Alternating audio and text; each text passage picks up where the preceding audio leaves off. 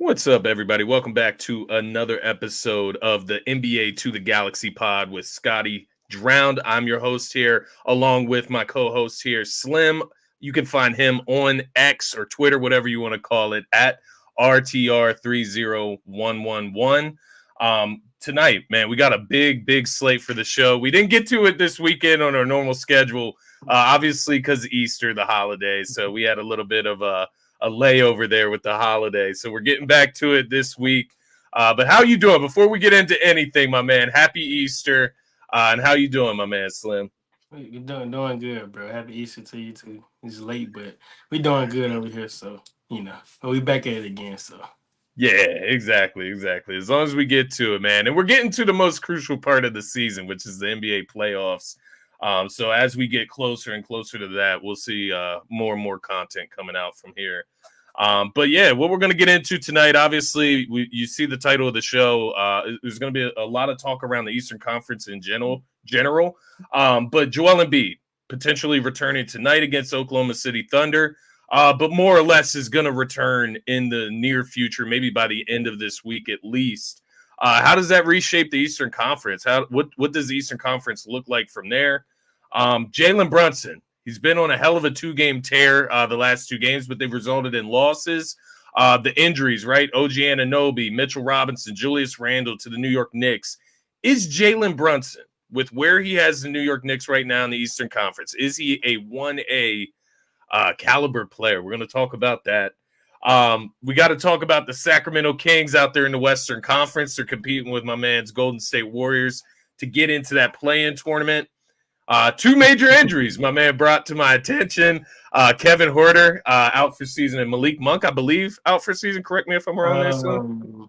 I think he may come back though. He I think he could. may. He could He's come back. good. He could. So there's It's a an little bit of an MCS, right? If I'm asterisk not there. mistaken. So yeah, it really No, that's depends good. though. That's good. Malik Monk, he's a fun player, man. So we're going to talk a little bit about the Kings. Where do they go from here? Because you come into this season, right? You come out of last season if you're the Sacramento Kings. They made the playoffs last year. That was a success. Making the playoffs kind of when you weren't supposed to, but you do have Sabonis and Fox, so I don't know where else you're going to go. Those are two max players. Right.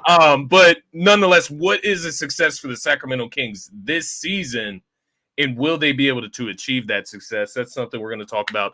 And then we'll round out the show with some Victor Wembanyama talk to round out the show. He obviously had a crazy game in that duel with Jalen Brunson, a 40-20 game for the rookie Victor Wemby.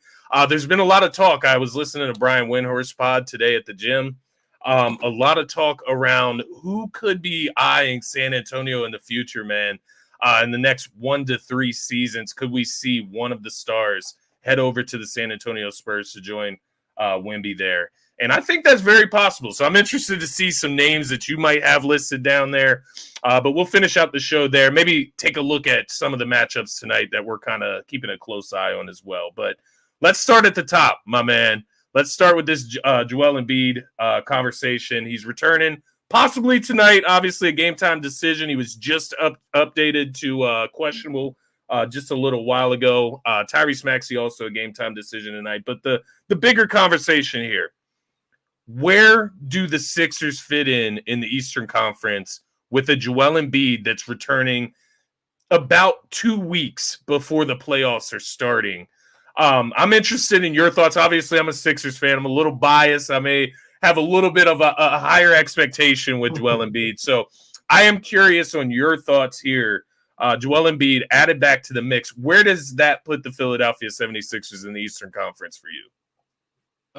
So with JoJo coming back, I would say like I think they stay in the play-in. I think that's their ceiling, because there's only Yeah. 2 more weeks left. And if I'm not mistaken, so if they practically like win most of their games to close the season, now it wouldn't make much of a difference with it, or would it Yeah, make? you would need the Heat to kind of falter a little Yeah, bit see, it's if a you wanted lot to of like fix. things that would have to like fall in You're place. relying on other teams, Yeah, right? yeah. So I Yeah, think they're a playing team in the season now, which is okay. yeah. They're like the eighth seed, right?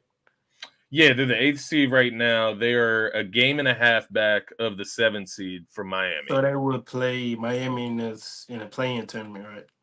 Yeah, I think how does it work? So do the 7 So and the the 8 7 and play? the 8 play, and 9 and whoever 10 play. wins gets the 7 The seed. 7 Whoever seed, loses plays the winner of the ninth and the 9 10th, and 10. and that's who gets the 8 seed. So yeah, but It's I mean, interesting. yeah, That it's would be a interesting. huge But matchup though with Miami. yeah, that would be interesting. That would be a huge matchup for sure. Because I mean, I But I think that mean, for me, like just real quick, for me, the big thing is not matching up with Boston in the first round, right? Like yeah, the we 8 talked about seed. this last episode. Yeah, Yeah, like yeah, that's the that's big thing for me. yeah, right. But I mean, yeah, like them being a playing team is the worst thing in the world. Like Yeah, you talked about this last episode, like you would rather them get matched up against the Bucks than the Celtics, which is totally understandable. You know what I mean? yeah, The Celtics, they the number one seed in the East for a reason. Those guys have been rolling all season long. They've been consistent, and with Joel coming back, I mean, the one thing I would like to see is how Buddy Hield, how he plays yeah. off The of Joel addition. the most. Because I don't think like Joel Embiid had this type of shooter since maybe JJ Redick. Maybe I Yeah. could be wrong, but I No, don't think you're he you're just had not this lying. type of Seth shooter Curry is since the JJ closest Redick thing. played. Seth Oh Curry yeah, was the Seth Curry. closest thing. Yeah, I forgot about Seth.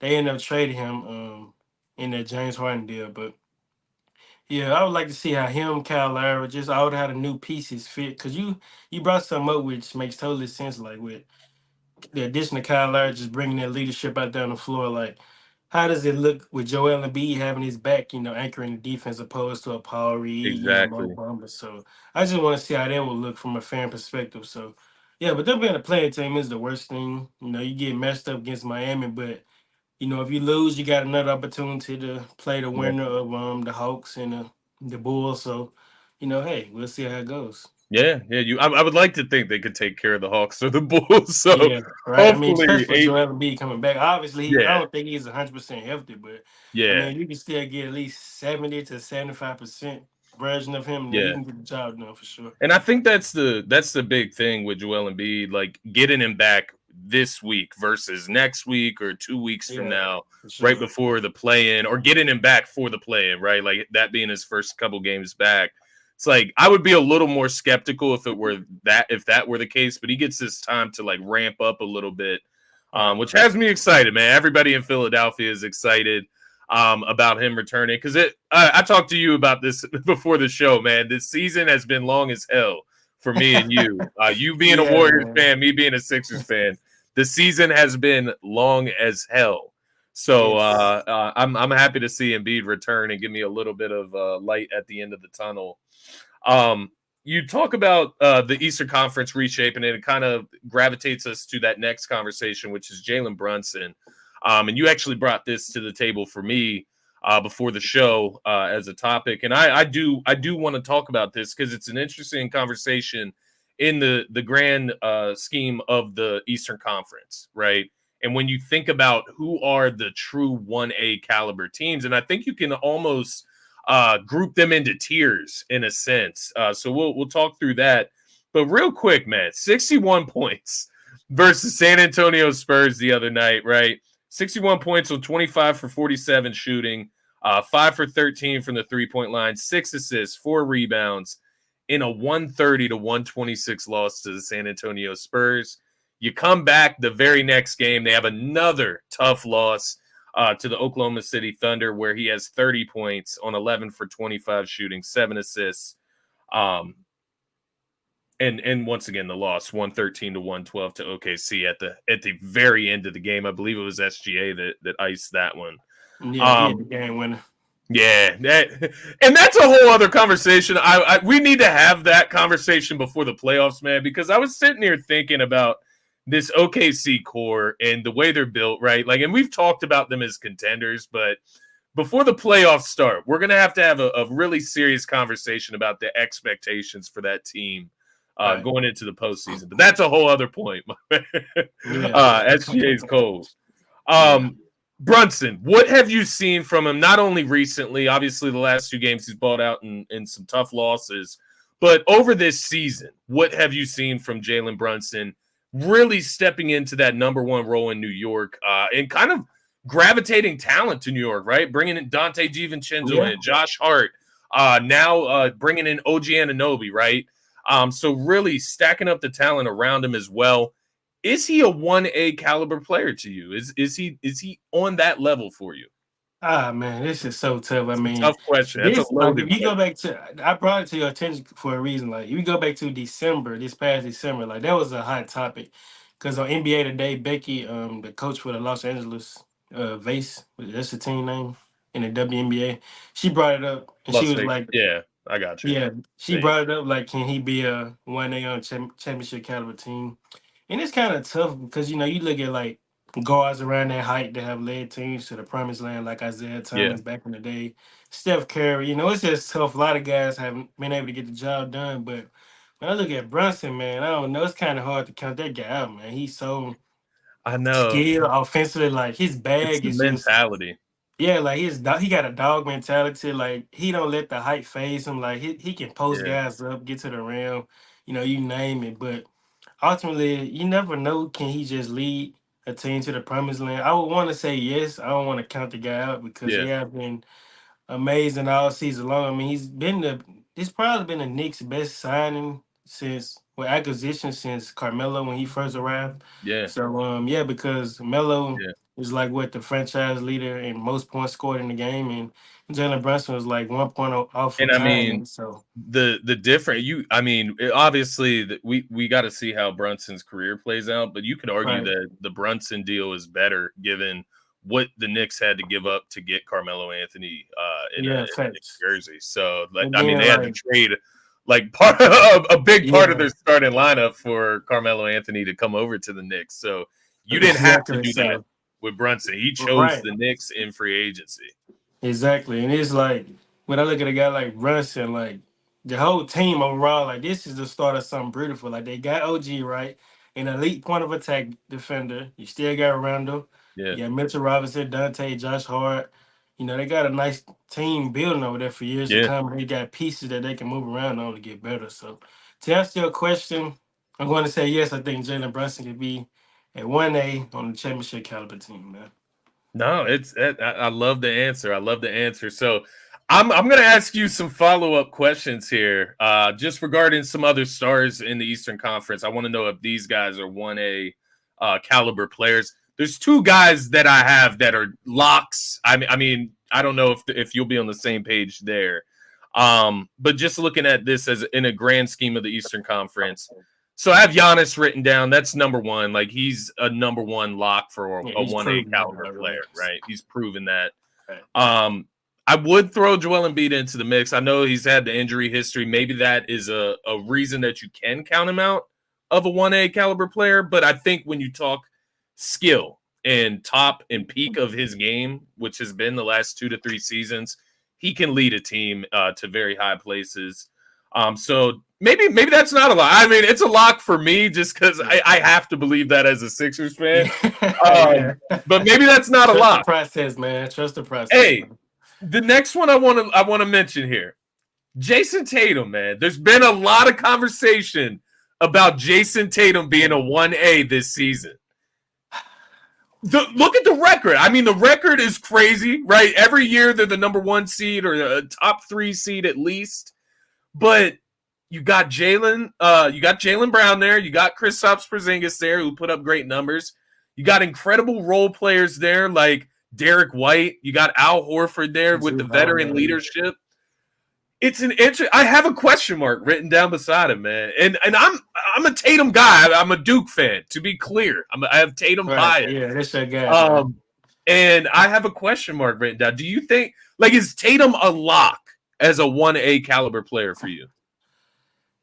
Is he a lot? I would Or say would you yeah, he a put him lot. more in the would you put him because I guess the way I'm grouping it is I have like Jalen Brunson and a Jason Tatum would be kind of in the same category for me, if that makes sense. Yeah, I understand where you're coming from Maybe in that that's not fair to sense. Tatum. Maybe that's not. I don't know. Yeah, maybe it's not, but I mean, I would say this though. Tatum, although he never like what he like 8 years in now, 7 years in. How many years has he been in? Let me check. I know it's some along the lines of that, but I mean, I still give him his props. I mean, he made the Eastern Conference Finals like what 4 or 5 times now. Yeah. Yeah, he made the finals once. So, uh, as far His as him being a numbers are what, great. He gets criticized pretty hard, and maybe I'm being a little unfair to I him. say yeah, he's a 1A because I Yeah, look at like this Boston team. He has to be the guy that Okay, crunch time, give me the ball, let me go to work.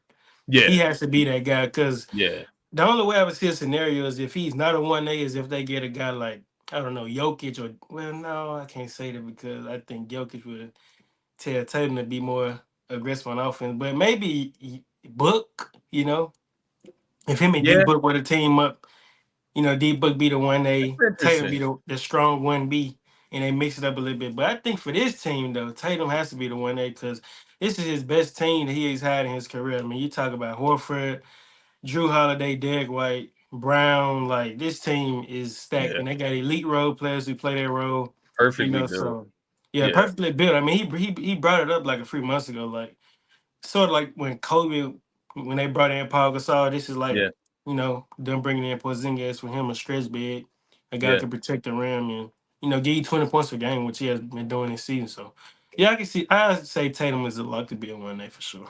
Yeah, let me be fair to Tatum. I'll put him in a tier above Brunson. I'm putting him in a tier below Embiid and Giannis with Embiid bias. I understand that. Yeah. But yeah, I'm putting Tatum up there. Maybe you could put Tatum and Embiid in the same category in a sense, just from superstar status. What about Jimmy Butler? He's such an interesting one because in the playoffs, absolutely, like no question about it, he's a 1A, right? Absolutely. I say yeah. Jimmy a 1A in my He's opinion. got to be right, but Yeah, they're the seventh seed yeah, right now. Like, but he's this is getting just what they older. do. He's getting older for sure, but he's a 1A. If they win a chip, It's to gonna be me, because of yeah, him. yeah, Yeah, him. But I ain't gonna lie though, I wouldn't be surprised if Bam win Finals MVP if they were to somehow get back to the finals. I ain't gonna lie. Bam is a But, baller, man. yeah, He fills the stat sheet. He does it on yeah, both he ends. does a That's lot the of stuff. And crazy he part. started shooting threes now, so Makes other people better too with his playmaking. So yeah, yeah, I do exactly. feel you on the Bam Adebayo point. Yeah, What about gotta show Donovan love to Mitchell? my guy Bam, man. Mitch, yeah, I say Mitch is a 1A because like he one of those guys like you mentioned with Butler. He gets it going in the playoffs. He kicks it up, If another D notch. Mitch went to Miami, is he 1A in Miami over Jimmy Butler? 1,000%. I say yeah. I think Jimmy would be so comfortable being a 1B. I feel like Yeah, he'll hand I him the feel you. keys. He could He'll just go do all the little things, kind of be more of exactly, and that he can glue guy. still like hit tough shots. Yeah. To help them get over the hump. But yeah, I say Mitchell is a 1A in my opinion for Okay. sure. Okay. So I see where your head's at. So in that case, I get where you're coming from because I do view Jalen Brunson and Donovan Mitchell in similar lights. I look them in a similar category. Um, so interesting. The only other guys I'll mention here, but I just don't think we know yet. I don't think it's even Yeah. fair to say we know. Tyrese Halliburton and Right. Paolo Banchero. Yeah, I Those had are the those other two guys' guys. name written down as well. So Man, yeah, I was gonna Paolo, ask you. I got the Duke bias again, right? With Paolo Banchero. I mean, something is screaming at me that say yes, he's 1A caliber player, but I don't know. I could be Duke bias for me there. I don't hate it. I think Paulo can be the best player on a championship team. I'm Yeah, not he going to does. deny that. He does it all. I say So Tyrese Halliburton, he's interesting too, though. You really can't count the him out. beginning of the season, the end of last season, balled out, right? Yeah, MVP candidate to start the season. yeah. Kind of He been kind of the injury, struggling, I right? say, as of late, but he you really don't know with him. I'm not gonna lie. So Yeah, I got a big question mark beside him. yeah, So I don't know, man. I guess because when the reason I didn't include the Western Conference is because I think there are quite a few 1As out there, like for sure. yeah, Um, to where like over in the Eastern Conference, I feel like there's a lot of more question marks yeah. throughout the Question mark. Yeah. conference. Because as I talked through it, I had Giannis and Embiid as my locks to begin this. I can understand Embiid not being a lock there. Like I do get that. Like I think he is a 1A. He's an MVP. Like he's won an MVP, but we have not seen him get past the second round, right? In that leading Yeah. role. So it's like we need some proof here before it gets too late in his career. So it Right. is interesting. Tyrese Maxey, man, he's a guy that I thought about, But what I would say, and Tyrese Maxey's still growing. He's a little bit younger than Jalen Brunson, and I used to compare them, right? Yeah. I think Jalen Brunson's a little bit ahead of Tyrese Maxey right now, and so I Yeah. don't think it's even fair to put Maxey in that type of conversation.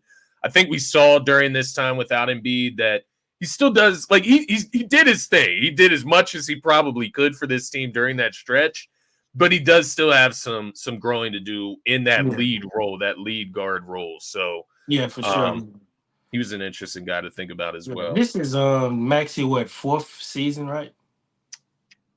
Want to say it's his fourth, yeah.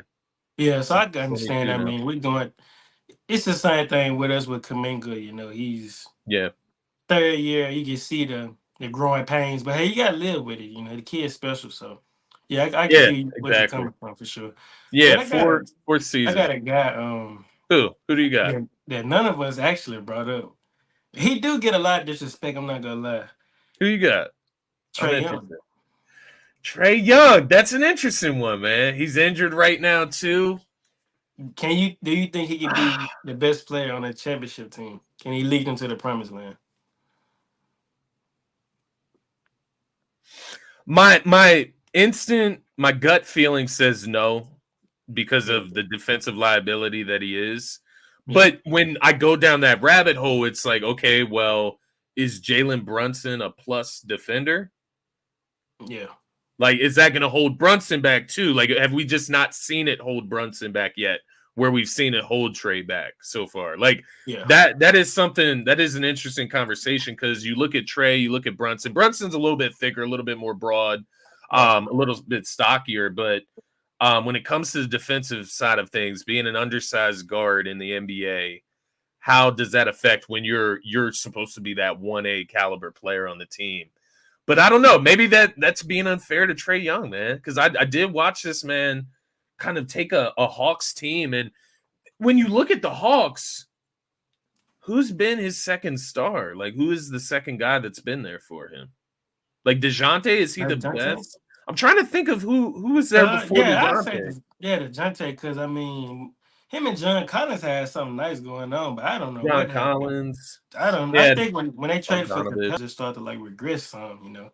Yeah. But yeah, I say DeJounte for sure. Like I don't think he's had So nobody as good as him. that's a good point, man. Like, give this man a great number two, and what does that team look like? That's interesting. Right. No, that's a good one. I would say It he's. is. I I feel like I have to put him in that conversation with like Jalen Brunson and Donovan Mitchell, like two undersized guards, right? That can Right. really control the offensive side of the game. Um, Out of those three guys, who are you taking? D. Mitch, Brunson, Trae Young. If you had to pick one, Man, I'm not gonna lie.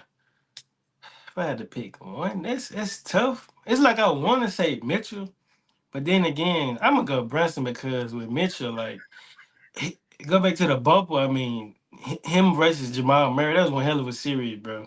It was yeah, a back and forth, but yeah, then it's like he always shows up, but he don't really get the job done. If you go back to yeah. I know what you mean. 2022 when they lost to the Mavericks, I mean, I thought they had their number, but Yeah, Jalen Brunson was the X factor in that series, and he got the job done. yeah, As a number that's two, fair. obviously he wasn't the number one option. Luca was, but Yeah, still he he was a huge stepped up factor in in that them getting series, rid of though. him. Yeah. Yeah, no doubt. So yeah, I go Brunson for sure. Yeah, I tend to agree, man. Like, if you have to look for pedigree somewhere, like championship winning, it still points to Jalen Brunson. Like, he's the guy that won a national championship, right? Like at Right. Villanova. So he has the experience there being a 1A on a collegiate level and leading his team to a championship. So I would say he has a leg up on them there just with that type of pedigree. So it is an interesting conversation, man. Maybe we'll have to do this with the Western Conference and maybe rank the 1A caliber players instead of like naming them. But no, it's an interesting conversation. Let's switch over to the Western Conference, though, and talk about the Sacramento Kings. This is an interesting team as we kind of go into the conversation about Wemby. There's an interesting talking point from this combo that I'm interested to hear your thoughts on. But just to start out here, the Sacramento Kings, I'm going to throw this to you. They're 43-31 right now. They're at the 8th seed in the Western Conference. They're a half game back of the Phoenix Suns for the 7th seed. They are 1.5 games up on the Lakers and then 3 games up on your Golden State Warriors for the 8th seed right now. Lost Kevin Huerter, lost Malik Monk, at least for the foreseeable future. What is a success for the Kings? Like, where do they go this season? And how confident are you that they can make it through not only the rest of this season, but then also get into the playoffs through the play-in tournament, be able to win out there? How confident are you in that? I would say this, like, if I'm the Kings, like, I would just try to stay in the mix of things, like that's pretty much the main thing to do. Yeah. Just, stay afloat or being in the play-in, don't fall too deep, try to fall out of it or whatnot. But yeah, because I think eventually you'll get Malik Monk. As you mentioned, Huerter, he's done for the season. That's a huge loss. One of your best shooters on the team. Floor But you do spacing. get Malik Monk back, I'm sure of. He's giving you 16 points, 5 assists off the bench. More than likely going to be a finalist for Sixth Man of the Year, and rightfully so. He's been good all season long. And yeah, if I'm the Kings, I just try to stay in the mix of things. But get in the play-in, see if we can win, and get in the playoffs. And then the goal would be to make it past the first round because last year they lost to the Warriors in 7 games. So yeah, I say for them just try to win one playoff series at least. Yeah. So you can have some momentum and build off there, and then see what you can do, and maybe even make your way to the Western Conference Finals. Who knows? Because I will say this with the Kings though, last season was a huge season for them. I mean, they made the playoffs for the first time in 18 years. So that shouldn't be taken for granted in a tough Western Conference to be exact. So yeah, I mean you mentioned it though, like Sabonis, that brother, like you He's talk been about a guy balling. who should get some MVP love. He should get it. He's been balling all season, been consistent, just being a double threat all season long, just being efficient and being assertive on both ends. So Yeah. yeah, A great the playmaker King too. just yeah, he really is, man. Just his IQ is just so high, and yeah, just even the King just really stay in the mix of things ultimately. So Yeah, yeah. no, I tend to agree with you. Um, I don't know. There's two sides to the Sacramento Kings this season. There's the side where, like you said, it's just a tough ass Western Conference to even make the play in, to make the playoffs ultimately. So it's going to be tough to get done, and it always is in the West, right? There's that side of it, Right. and then there's the other side of it where it's like they did make the playoffs last year. What is another step in the right direction? Or if they Exactly. make the playoffs as the 8th seed and then lose first round, are they just in the same exact spot? Which I think if that happens again, if they ultimately do make the playoffs, if they don't make the playoffs, if they lose in the play-in tournament, there's got to be some serious questions around De'Aaron Fox and Domantas Sabonis in that fit and the players you have surrounding them, right? Like, obviously, they can make some upgrades, I believe, right? Yeah, for Getting sure. rid Yeah. of guys like Kevin Huerter, I think even as valuable as he is as a floor spacer, you can upgrade him. Yeah. Harrison Barnes, you can Harrison upgrade Barnes. him, right? Right. If you can hold on to Malik Monk as that 6 man, I like that Yeah. role for him. Keep Keegan Murray as well. And Hold Murray, he's on a to him. big piece to that. You talk Yeah. about floor space, and that guy can shoot it. Yeah. So yeah, I do tend to agree with you ultimately about this team. The crazy thing is, man, and that's the craziest thing about the West is they have a really high peak, right? But then there's also the other side. So do these other teams in the Western Conference. So it's like if Yeah. they get the 8th seed and they match up with the Oklahoma City Thunder Oh or the Denver man. Nuggets, are Man. we really going to be upset at them for losing that first round series, right? Like, Right. it's almost not fair.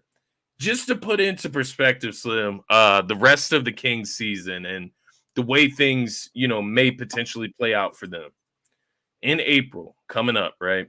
They Right. got the Clippers tonight at 10 p.m. At home. So they take on the LA Clippers. Then they go on the road. They take on the Knicks on Thursday. Then they continue the road trip up to Boston on Friday on a back-to-back against the Celtics. Mm. Then on Sunday they travel to Brooklyn. Okay, Brooklyn, not that tough, right? Then they travel to Oklahoma City to take on the Thunder in Oklahoma City. Then they head back to Sacramento to take on the Pelicans. Then they host the Suns after that, and then they finish out this season hosting the Blazers. So out of what? How many games do we have here? 8 games. We have 1, 2, 3, 4, 5, 6 of them are against playoff contenders between the Eastern and Western Conference. So that when I look at that, that does worry me a little bit. But the thing I would you do need to win these games, right? These are some of the teams that you're competing with. Yeah, you have to win That these game against games. Phoenix could You be have huge. to. You have That to game win against these the games. Pelicans could be huge, right? Right. You have to win these games to say the That's least, sketchy. bro. It's tough. I say if they can go like 5-8, I'd be. If I'm a fan of the Kings, I'd be satisfied with that. Cause Yeah, 5 of I 8. mean, you say the Celtics, right? The Yeah. Clippers, the Knicks. I mean, these aren't easy teams. The only two teams that I heard you name On that the was road probably too, right? yeah. The only two teams that I heard you mention there that may be easy were the Nets and the Blazers. I mean, other than that, then Yeah, I mean, yeah, I don't know. It's gonna be tough, but hey, we'll see. Maybe the Kings get some type of if they can get like some contribution from Davion Mitchell, if he yeah, can make up for somewhat of Malik Monk give you, then that'll be nice for them. yeah. No, I tend to agree with you. So the reason I said this kind of ties into the next conversation we're going to have is because I do think there's part of me that does think that De'Aaron Fox would be a great fit next to Victor Wembanyama down in San Antonio. So that's why I said, as we look at the Sacramento Kings this season going forward, what does that future look like for the Sacramento Kings? How sold are they on that Domantas Sabonis and De'Aaron Fox pairing? And I'm also just looking at, man, for this Victor Wembanyama conversation, I got a few guys written down here, but who's going to be willing to make that leap to San Antonio, right? Like, who's going to be that first guy that says, you know what, Wemby is too damn good. I'm going to try to go ahead, get in on this, and go down there and knowingly be 1B to Victor Wembanyama, right? Like, that's also part of the conversation is accepting that you are 1B to a guy like Wemby who's going to be growing over the next few years. So I'm interested in your thoughts here. Obviously, Wemby coming off the 40-point, 20 rebound game against the Knicks, a win down there in San Antonio. Also had 7 assists in that game. Then follows that up against your Warriors. By the way, Draymond had an excellent game the other night as well against Wemby. I was proud of him, man. Yeah, That was one hell of he a had a great game. bounce back game. Yeah, He he had a needed great that. game, man. I gotta give him his props. He did his thing. He needed that. That was probably his best game all season for Yeah. sure. Wemby against the Warriors, though, 32 points, 9 rebounds, 5 assists, 3 blocks. Nonetheless, we could pick out a bunch of games from this season Yeah. from Wemby where he's dominated and really shown out. Even against the Sixers earlier this year when Embiid dropped 70, Wemby also dropped, I believe, 40 plus in that game. So this guy's been doing it all season. He keeps getting better. Who are some guys in your mind, or who are some guys that come to your mind when you think of who could team up with Wemby in the short future? Man, before we get to that, what's so crazy? While we on Yeah, Wemby, what's up? to start the season, like I'm not gonna lie, I'm admit to this. I had Chet winning Rookie of the Year. I can admit to this. I had him winning Rookie of the Year. He started Yeah, off strong. The Thunder was rolling. I said, "Hey, there got to was the reinforce the conversation. defense." Yeah, it was a conversation, and I had him picked. But man, then a guy named Victor Wembanyama showed up. He showed up to the conversation, and Yeah, I think now he's the clear-cut favorite to win it. I don't think Chet has a chance anymore. yeah. But I mean, what are your thoughts on that though? Like, Yeah, no, I do agree with you. Now, I did pick Wemby at the beginning of the season, but I do agree. I thought it would be closer than what it is now yeah, between him and Chet. I think Chet just suffers from some SGA love, right? Jalen Williams out there. There's a for lot of sure. guys that are young and kind of coming up as well on that OKC team, making names for Exactly. themselves. So I think it takes away from a little bit of the Chet hype. And then, the other side is just Wembanyama having these monster games, these signature games, Right. like against the Knicks in the W for San Antonio, which prompts these questions, right, of who could we see playing next to him. But no, I won't say I'm surprised that he's leading the conversation, but I am surprised that it isn't a little bit closer. But I think that Yeah, speaks same here. Yeah. to how good OKC is and how good Wemby is as well, though. Right. Exactly. Because I do say like winning to me kind of factored into me Yeah, like giving the leverage to Chet to start out. But I also understand like Wemby don't have a SGA on his team or Jalen yeah, Williams. So there's a lot of things that factor into that. But yeah, to answer your original question though, I mean, I kind of like broke it down. So like free agency, just a free vets, OGs. yeah. I feel like that'll mesh well with Wemby. So at the top of my list, I got to go with James Harden. I mean, obviously this isn't the same James Harden of the That's old days. interesting.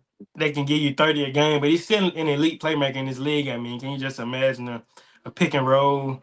Yeah. Him and James in the pick and roll, pick and He pop. makes Zubac look good, right? Like, so I Yeah, can only imagine what he yeah, could do that with would Victor. that would probably be like an extra seven That's points a for good Wemby if one. he play alone. A guy like Harden, and then I got Russell Westbrook. Like, how would those two mesh well? Obviously Russ isn't the same as he once was, but still just getting out of transition, pushing the break.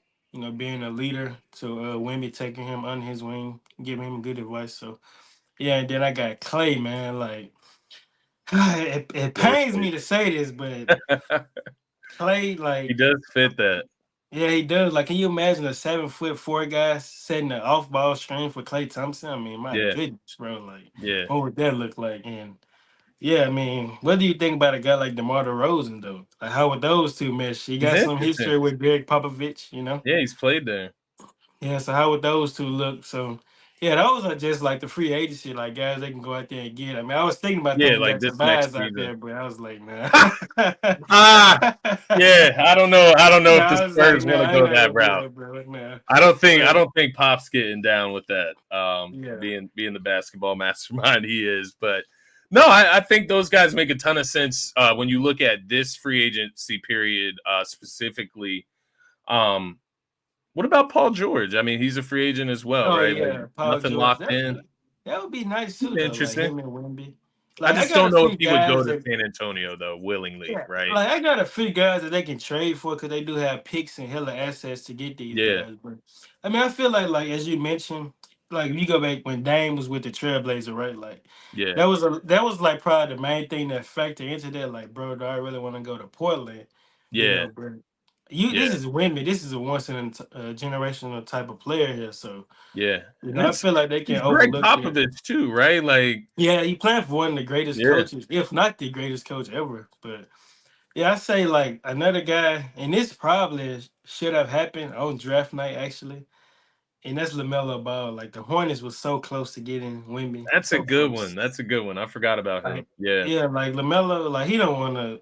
This is gonna next season gonna be his fifth season, and I mean they have been terrible since he entered the league. Although they did make the play in one season, I think, but. Other than that, they just been terrible. Like, don't get me wrong, they got Brandon Miller. He's been balling as of late, but yeah, like, can you imagine like a young core, a young duo of yeah. Melo and Wemby for many more years to come? That'd be nice to see That is a for good one. sure. I like that pick. I like that pick a And lot. then this is a guy that a lot of guys have flirted his name around with Wemby that I'm sure that you've seen, and that's Trey Young. I mean, Yeah. like him and Trey Young would be like the ultimate duo. Like they would fit each other so well. Like Trey throwing the lob to Wemby and whatnot.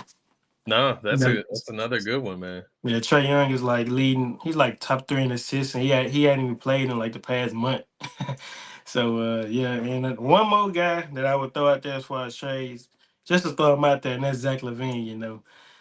Hey, Zach LaVine, man, the forgotten soldier of this yeah, season. That's crazy. I yeah, forgot Zach LaVine. completely about him. Oh my goodness. Yeah, like his explosiveness, just him and Wemby in the pick and roll and just running plays, feeding off each other. That'd be nice to see for sure. And finally, hopefully, we get Zach LaVine to play some meaningful games, man. I mean, Yeah, rotting away the there in Chicago, yeah, man. he just running away. Like the first season, they had it going on with Lonzo, DeMar, Zach. They had it going on, but injuries Lonzo was a happened. big loss for Yeah, sure. but yeah, Um, those are all the guys I got to mention, man. Yeah, no, I like those, and I think a lot of them. The first couple you mentioned are a lot more realistic than some of the guys that I'm going to mention here. But I think we're on the same page with the second tier guys that you mentioned.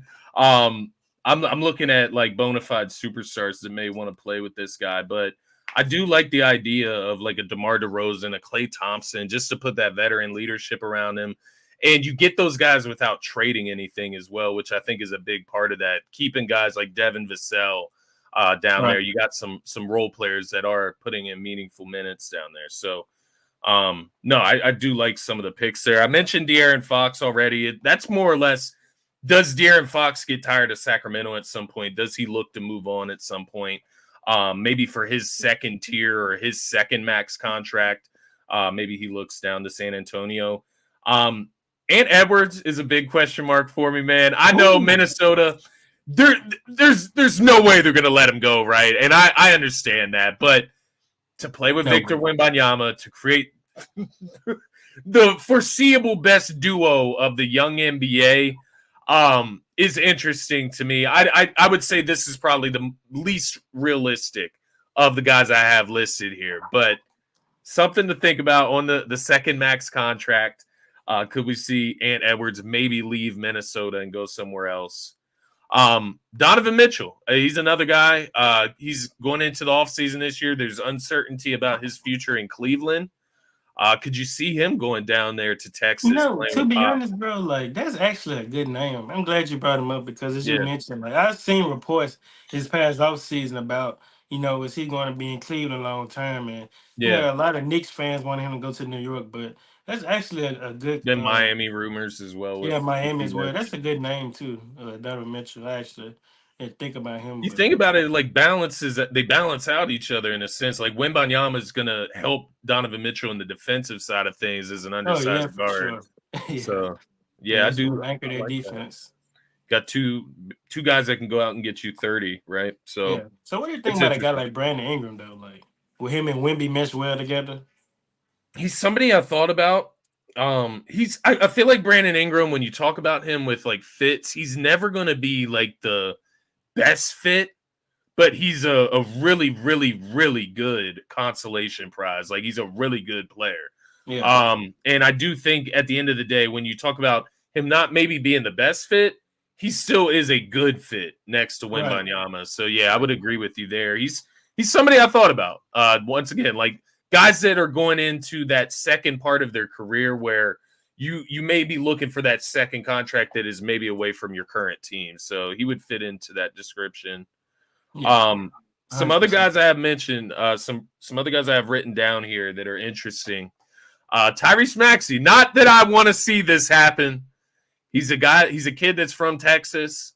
This offseason, he should get the max contract from the Sixers, but after you get him on that max, Embiid, whatever happens with him over the next 5 years, is there a point where Maxey decides to leave Philadelphia and maybe go back to his home state of Texas? I think that would be an excellent fit as well, man. But obviously not something I want to see personally happening. You want it, bro. I don't want that. I don't want that, man. But it's something I could see, man, in the future. If things go really south with the Sixers, I could see it happening. I mean, you mentioned if things were to go south, I mean, I got to throw this out there because we haven't mentioned a big. Like, how would a front court duo of Joel Embiid and Victor look? I mean, my God. Well, it's interesting. It's interesting. We know Joel because Wemby can play the 4, he can play the 3. I mean, No, I do. I feel you on that. Speaking of a big next to Wemby, I'd written down Lauri Markkanen from the Utah Jazz, man. What does that look like? Like 2 7-footers, a guy that can space the floor like Lauri, and a guy that's not locked into Utah, right, going forward. Like maybe he is, but maybe he's not. He's a guy that's going to have options. And then some other guys like Cade Cunningham, man. Like that's a good one. Why would he stay in Detroit on his next contract? Why would he make that decision? I really don't know. But he's a guy that I would look at as like a guy, once again, going into the second part of his career, maybe a max contract. And then Jalen Brunson with a little asterisk. Maybe the Celtics in a year or two have to shed some salary, right, and have to move that contract. Actually, since you brought him up, what about eventually Jalen Brown? Maybe he wants to be the number one option on the team. That's what I'm saying. No, I think it makes a lot of sense. So there's a ton of guys that make sense. It's more or less how is the short future going to play out for some of these guys? Are they going to be looking to switch teams? Steph Curry. I mean, I don't know, man. That would Go have to play for be. Pop, right? Like I I mean, don't that know. would I don't know. be. I don't That want that would to be. happen to you. I'm No, not that should wishing that never on you. happen. I'm Steph, not you a wishing warrior that on forever, you. bro. You a warrior forever, bro. Don't leave. Don't do what Tony Parker did. He spent his whole career with the Spurs, and he played his last I season with the swear. Charlotte Hornets, bro. Don't do that. Stay with the Warriors forever, man. I swear I could see it, bro. But let me see here. I'm looking at the injury report because I know we want to take a look at some of the matchups tonight. So I'll throw it to you. What matchup are you looking at specifically tonight? I want to check something on my end here. I mean, it's the Warriors versus the Mavericks. I mean, this is a huge, huge game for us tonight, man. I mean, I'm not gonna make any promises, but I may tune in because it comes on like 9 p.m. my time, and I gotta get up kind of early in the morning. So, but I will try to watch the first half for sure. I mean, the Mavericks, man, this team has been rolling. If I'm not mistaken, they're on an 8-game winning streak, winning 11 of their last 12 games. So Did you see that scoop shot by Luca? Was that that last was night or the night ridiculous. before? Oh my god, man. That is just ridiculous. He do a good job of making the game of basketball look so damn easy when it's not. But Yeah, you um, ain't lying. But yeah, you aren't lying about this matchup either, yeah, though. this is a big matchup for us, man, Yeah. for real, man. Because I mean, behind us, bro, it's a young team that's trying to get in. That go by the name of the Houston Rockets. That ain't slowing down. Yeah, I think 2 they're games like what. back. Yeah, they trying to get in. It's a little back and forth thing going on. Tari Eason posted on his IG story, telling us to come out and play, and then Draymond has something to say back. So it's a little, 2017, 2018 thing going on right here again. That is So interesting. That is yeah, but this interesting. Kaminga, he's been out like the last 3 games, so hopefully we get him back tonight because we're gonna need his Yeah. offense You're gonna for sure. need But him. You're gonna need him against Luca too, right? yeah, Like the we're gonna defensive need side of the somebody ball else to too. throw on him besides Wiggs too. So. Yeah, we need That's this win for sure, man. We can't you look at afford to the take any more losses. yeah, no, I agree. And then you look at the Mavericks as well on the other side, it's like they're kind of in the same boat. Like the Yeah, what big time. the Kings are what, a game and a or 2 games back from the Mavericks of the 5 seed. The Pelicans are a half game back of the 5 seed. Suns a game and a half back of the 5 seed. So they're playing for their seeding as well, right? Trying to stay out of that play-in tournament. So this is going to be a big matchup. Um, who do you think you got the Warriors winning it? Oh yeah, for sure. I think we pull out Need it and more? win. I mean, I feel like Draymond. I'm not gonna lie, I gotta give him his props. I think he's finally just cut out the nonsense because I don't know if you've seen, but last week he got ejected. Yeah, With I with did. yeah. Unfortunately, So yeah, I he don't need to be doing that. So I think that he's understanding. I mean, the man has Steph kind of getting emotional. So yeah, I feel like we should get the dub for sure tonight. I mean, this is a big game for sure. So yeah, we got it's to gonna get be this done. interesting. It's gonna be It's interesting. interesting. It's gonna be an interesting matchup for sure. I might have to take a look at that one on the late slate. But Yeah, if you do tap into it, just hit me up. Make sure I'm alright over here. If things yeah, I got you. I start to got go you. I'll left, check on you. I'll Yeah. check on you, bro. Um, no, I obviously got actually 2 matchups in the Eastern Conference that are pretty interesting to me tonight. Obviously, I'll start in Philadelphia with the Sixers. Embiid is in tonight, so he is going to play tonight against Oklahoma City Thunder. It looks like the Sixers have moved to a 3-point favorite at home. I think Maxey is out with some hip discomfort, so it is going to be Embiid kind of leading the show in his return. So obviously, I'm just interested to see what he looks like tonight. That's very exciting for me. And just see, is he on any like limitations, minute I restrictions, can see anything like that. that? I can see that first Um, game back. and once again, just another big game for the Sixers. You look at them right now; they're a game and a half back of the Miami Heat for the 7 seed. They are what, 2.5 games back of the Pacers in the 6 seed. So far stretch to get the 6 seed. Maybe even a far stretch to get the 7 seed. But the reason I bring this up, we also got the Knicks and the Heat playing tonight. The Knicks are visiting the Miami Heat in Miami. So that's going to be a big game, right? When you talk about for Yes. the Sixers, but not only that, for the Knicks and for the Miami Heat and their playoff seeding as well. So it's that time of year where pretty much Yeah, every game everything. is going to matter to an Yeah, extent with everything how tight counts. things are. Everything counts for sure. I Yeah, mean, yeah, I think pretty LeBron. interesting. I think LeBron a few years ago said that whoever came up with with the playing tournament is an idiot, bro. So yeah, and they in the playing tournament right now. So An idiot. LeBron, you should be grateful, you know.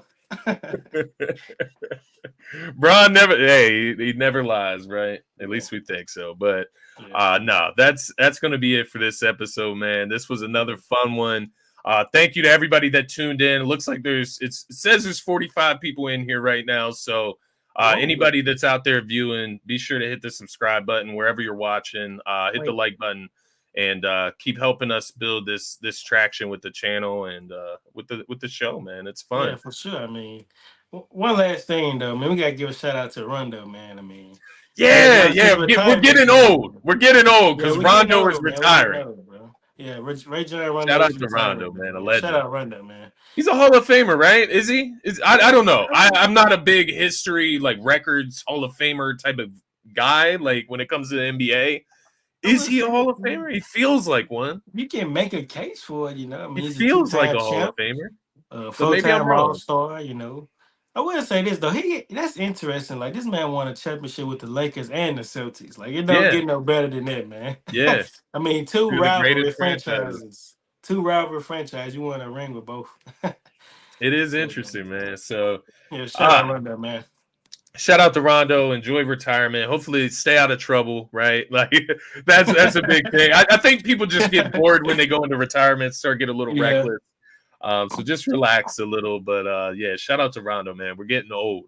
Guys are gonna keep retiring. Like I was looking at, I was thinking the other day because there's been a lot of talk. Like, should the Sixers go after Paul George this offseason? I was looking at his age. I'm like, damn, Paul George is like 34, 34, 35 years old. 35. Like, Yeah. He gonna want god the max damn, like contract too. God, we're getting old. They're getting old, and like some of the greats are really Yes. approaching that part of their Yeah. career where retirement starts knocking on the door. So definitely cherish it. But that's going to be it for this episode. Enjoy the hoops tonight. I think we got games already live. But once again, thanks to everybody for tuning in. Be sure to give myself a follow on X or Twitter, whatever you want to call it, at Scotty Drown. Give my buddy here, Slim, a follow at RTR30111 on Twitter or X. And check in with us next week. We'll be right back. Won't say the same time. We're going to try to get it out on Sunday. We're going to try to get it recorded and get it out to you guys a little bit sooner in the week. But with Easter, obviously, things change. But that's going to be it for this episode, guys. Have a great rest of your evening. I love the ramble.